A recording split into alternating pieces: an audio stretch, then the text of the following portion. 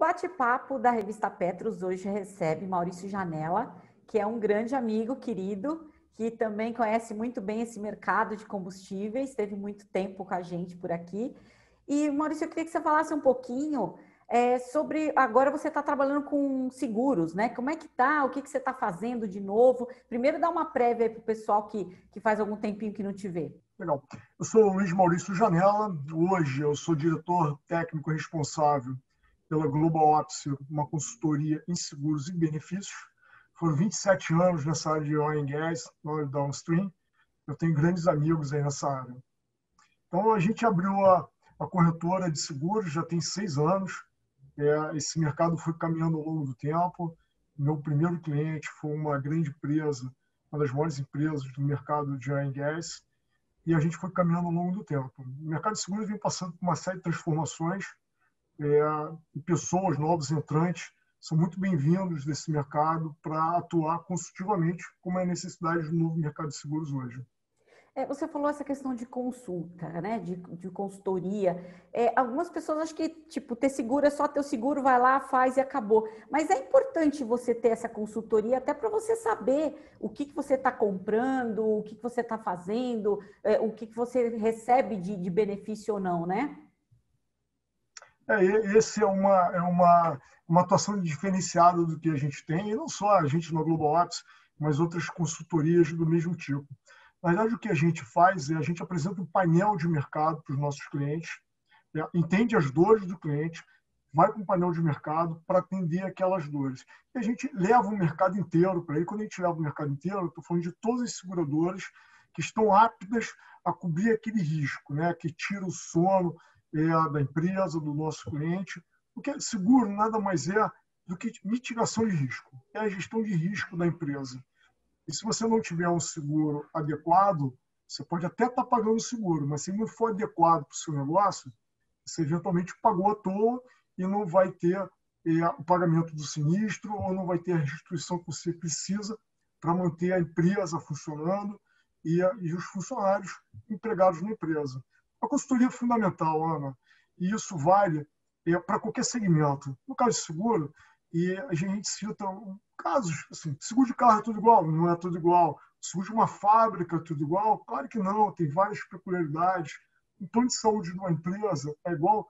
Claro que não. E você consegue fazer isso de uma maneira sob medida para cada dor, para cada empresa. Então, por exemplo, plano de saúde é um caso que a gente chama muita atenção, que a gente tem conseguido reduções de custos de 35% a 40%.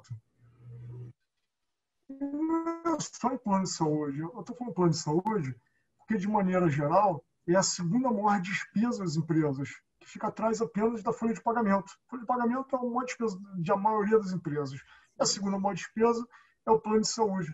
E as empresas acabam não vendo, não olhando o plano de saúde e não olhando os outros seguros, porque acham que é a mesma coisa, é igual. Pensa que uma seguradora ou uma operadora de saúde é igualzinho os negócios das empresas distribuidoras, das empresas da cadeia fornecedora de oil and gas, dos revendedores de combustíveis. Você tem momentos do seu mês ou do seu ano que você está muito mais ávido para venda e está disposto, eventualmente, a entregar um pouco mais de margem. As seguradoras são a mesma coisa. Então, se você tiver uma consultoria antenada com o mercado, ela vai saber o momento exato de abordar o mercado naquele momento para conseguir uma redução de custo expressiva para cada empresa, para cada cliente. É basicamente isso. O trabalho, a gente está lá todo dia, o dia inteiro, fazendo cotação. Esse é o trabalho da equipe. Porque hoje a gente está, diante do quadro que a gente está vivendo, a economia já não vinha bem, com a pandemia as coisas ficaram bem mais complicadas e redução de custo passou a ser mais ainda uma necessidade premente das empresas, né? Então, quer dizer, hoje é possível você reduzir custo em termos de seguros sem perder na qualidade do benefício que você está buscando para o seu funcionário, seja um seguro de vida ou qualquer outra coisa desse gênero. Sim, a base de tudo é a redução de custo com manutenção da qualidade e a segurança da pólice. Redução de preço piorando a qualidade é fácil, mas mantendo a qualidade, isso que é o difícil, isso que é o nosso trabalho. Então, esse é o drive total, redução de custo, com manutenção da qualidade ou da rede credenciada e a segurança das apólices. Eventualmente, você pode ter casos em que a empresa precisa de uma redução de custo mais agressiva, porque naquele momento, nesse momento especial, atípico que a gente está vivendo, há empresas que precisam fazer uma redução de custo muito expressiva. Então, não basta só você mudar de seguradora, de operadora, ter uma redução de 35% ou 40%. Você precisa ter uma redução muito maior. E, eventualmente, você pode fazer um downgrade naquele seguro, ou reduzindo a cobertura, ou tirando alguma cobertura, ou então, no caso do plano de saúde, fazendo uma mudança de plano de saúde. Ou, eventualmente, colocando, nesse caso, um plano de saúde com coparticipação para os colaboradores. Hoje, 85% das empresas, acima de 100 vidas, por exemplo, optam por essa modalidade, que é uma modalidade inteligente e que visa combater o uso indevido do plano de saúde, que faz onerar demais isso no reajuste. Tá? Mas isso é uma coisa do dia a dia e a gente vai explicando. O que o colaborador precisa ter um plano de saúde que cubra um grande evento para ele. O que o empresário precisa é manter essa equipe, que é a retenção e a atração de novos colaboradores. Desse lado. E do lado do sinistro, né, do bem patrimonial, da sua frota de veículos, da sua base de distribuição, do seu posto de gasolina, o que o empresário precisa é, caso haja algum sinistro naquele estabelecimento, que ele vai ter recursos financeiros capazes de remodelar, de estruturar, de reformar ou de reconstruir aquele estabelecimento para que ele possa voltar a operar e fazer a roda da economia girar. Isso que é importante para todo mundo, né, Ana? Sim, com certeza. E eu acho que hoje em dia a gente não está podendo vacilar em praticamente nada, né? Em gestão de maneira nenhuma, em nenhum aspecto, com certeza. Então, assim, dá uma dica para quem está nessa situação, quem está precisando rever uma série de coisas, porque às vezes o empresário ele tem tanta coisa para pensar que ele acaba, o seguro realmente acaba ficando meio que lá para o final, né? Então, dá uma dica de como a pessoa deve pensar na hora de mexer na gestão dela e mexer nisso também, nessa questão do seguro. O que ela deve... Porque também a gente sabe que existem corretores e corretores, né? Então, o que ele deve pedir para a empresa que está atendendo, para a pessoa que está atendendo o serviço para ele? Basicamente, ele precisa saber se esse corretor, né, se ele tem boas referências, se ele é um corretor indicado, e que tipo de especialização ele tem, porque se for um corretor, ele, de repente, ele não vai ser bom em tudo. Ele vai ter uma certa especialização para fazer. Ok, se ele fizer parte de uma empresa, como é a Global Ops, nós temos vários especialistas em cada área. Para cada tipo de seguro, nós temos um núcleo de especialistas que dominam seguro de responsabilidade civil, seguro garantia, seguros patrimoniais, seguro de frota, plano de saúde. Cada núcleo tem a sua especialização. Isso é importante. Então, estrutura, referências e que tipo de clientes ele já atende. Que tipo de segmento. Ele só está focado no segmento, ele tem uma pluralidade de segmentos, são segmentos que têm uma série de demandas que precisam de um trabalho especializado, são coisas simples, são grandes empresas, médias empresas, pequenas empresas. O empresário tem que ter muita segurança, porque quando ele não observa isso e ele não cota adequadamente os seus seguros, ele simplesmente está perdendo dinheiro. Então, a gente fez uma mudança há pouco tempo, a empresa fez uma economia de 2,5 milhões por ano. A gente fez uma mudança em seguro de vida, por exemplo, que normalmente é relegado pelas empresas porque acaba achando que é tudo muito igual, muito parecido.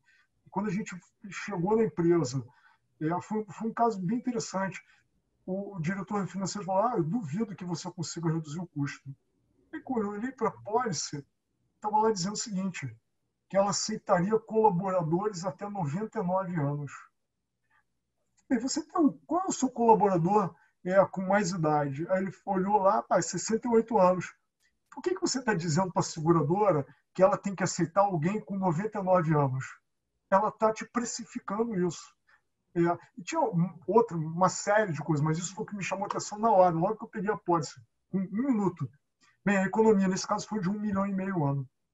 Então, assim, coisas que podem ser óbvias para uns, não é óbvio. Na verdade, você dá isso para um especialista, ele vai bater o olho, de cara ele vai dizer que tem uma oportunidade ali, e depois ele vai provar isso trazendo um painel de mercado com as opções.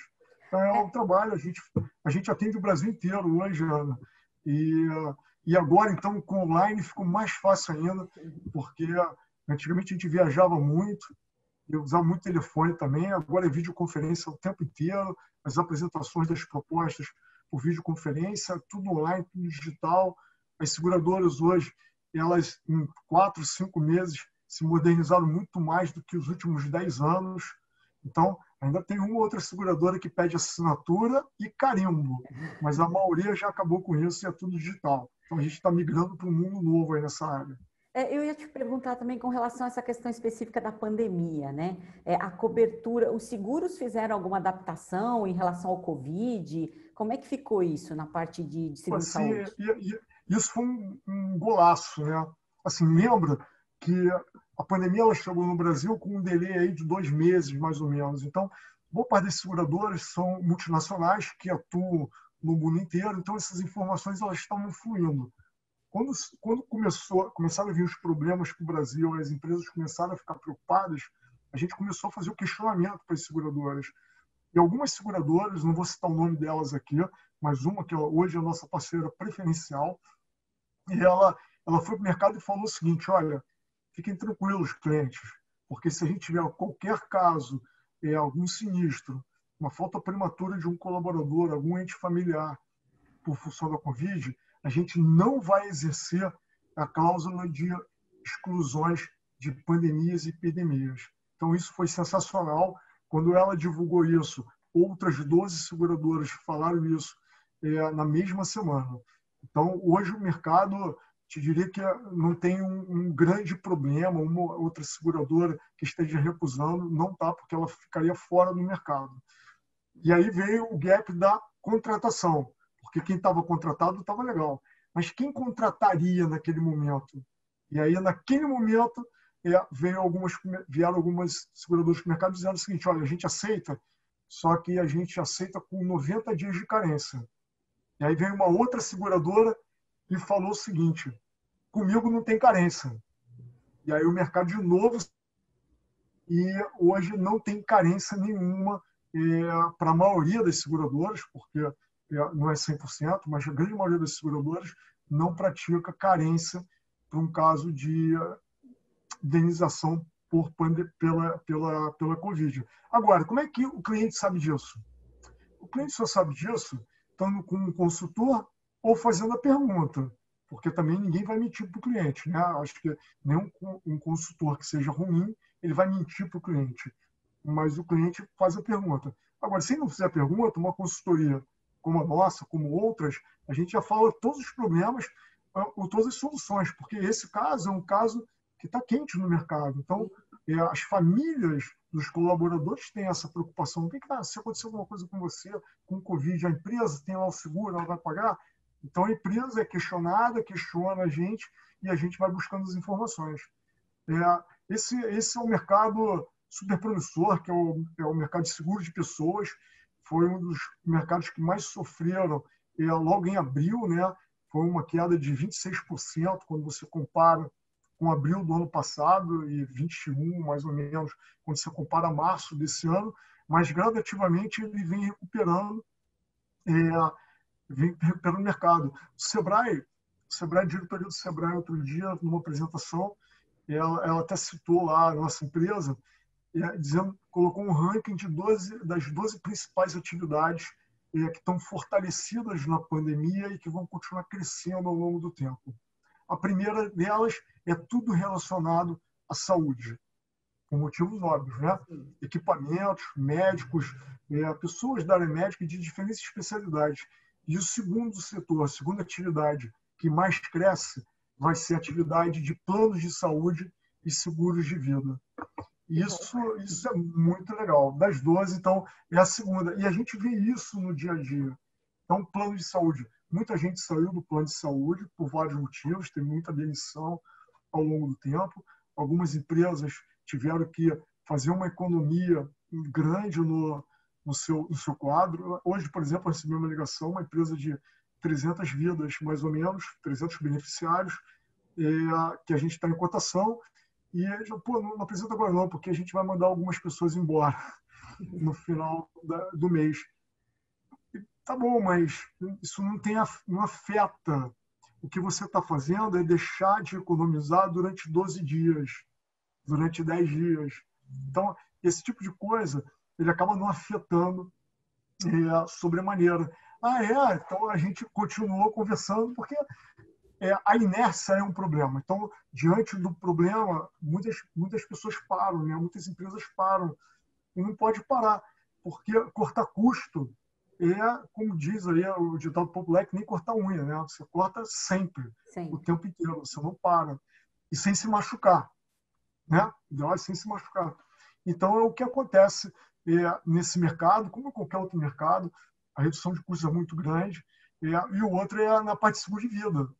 E uma coisa que a gente observa no mercado mais ou menos 15% dos brasileiros têm seguro de vida, né? E a maior parte é em função das convenções coletivas. E muitas empresas que são obrigadas pelas convenções coletivas da sua categoria acabam não fazendo. Não fazem por vários motivos.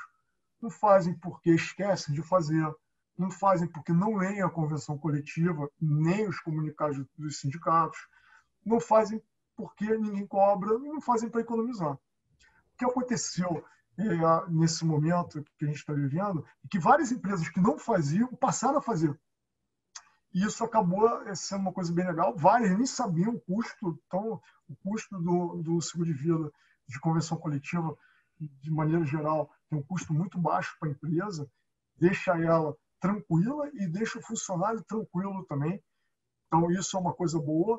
Por outro lado, saiu até um estudo na McKinsey que esse novo normal fez com que as pessoas se planejassem mais e se preocupassem mais com a família, né? Então, o home virou office, está todo mundo em casa o tempo inteiro, com os filhos, com a esposa. Então, e com o perigo de botar o nariz para fora de casa.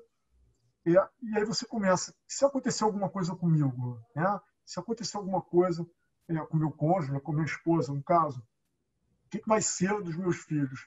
Então, essa coisa do planejamento financeiro, ele começa a entrar de uma maneira muito mais acelerada na cabeça do brasileiro, entrando no orçamento, e o seguro de vida faz parte disso. Então, qualquer pessoa que esteja agora escutando a gente, se for fazer um bate-papo com qualquer consultor financeiro do mercado, a base da conversa vai ser qual é a sua pólice do seguro de vida. Porque qualquer coisa que a gente faz na nossa vida é vida, né? Porque se eu faltar prematuramente, acabou. Então, se eu bater de carro e a família não puder usar o carro, vai ser super chato. Poxa, mas a família vai continuar caminhando. Se pegar fogo na minha casa, se eu perder o emprego, eu vou continuar vivo e vou conseguir, de repente, recuperar isso. Agora, se eu morrer e a minha esposa morrer, no meu caso, nós dividimos as despesas. Então, isso vai ter um impacto nos sonhos que nós fizemos juntos para os filhos. Então, o seguro de vida ele entrou numa rota ascendente agora, que pessoas que você nunca imaginaria que pensassem em seguro de vida voltam. Hoje, por exemplo, uma pessoa de 62 anos ligou, que na verdade é empresário, dono de uma empresa, querendo fazer seguro de vida. Eu falei, mas por que você quer fazer seguro de vida? Esse assunto a gente pergunta, né? Porque quando chega alguém que quer fazer seguro de vida, algum motivo tem. Casou de novo, está planejando um novo filho, comprou uma fazenda, comprou um terreno, e não quer, se acontecer alguma coisa antes, não quer deixar essa despesa para a família, quer deixar uma apólice para saldar essa dívida. Mas não, estou preocupado. E assim, está tudo imobilizado e eu preciso garantir que não vai ter briga na família para fazer o inventário. Então, se acontecer alguma coisa, o inventário está garantido. que é uma das modalidades. Para que você faz seguro de vida? Uma empresa faz seguro de vida por 3 motivos básicos. 1, quando é obrigada pela convenção coletiva. 2, para reter os seus colaboradores. E 3, para atrair novos colaboradores e talentos do mercado. O mercado está crescendo e vai ser muito bom. Estou muito feliz em estar do lado certo da crise dessa vez, né? Que bom, né? Bom, muito obrigada pela sua participação, pelos esclarecimentos que você deu aqui. Acho que foram importantes. Espero que o mercado realmente absorva isso, entenda isso e que as pessoas continuem se cuidando, porque afinal de contas, essa é a parte mais importante, né? E convido a todos que continuem assistindo as nossas entrevistas no canal do YouTube e acompanhando as matérias que virão por aí. Muito obrigada.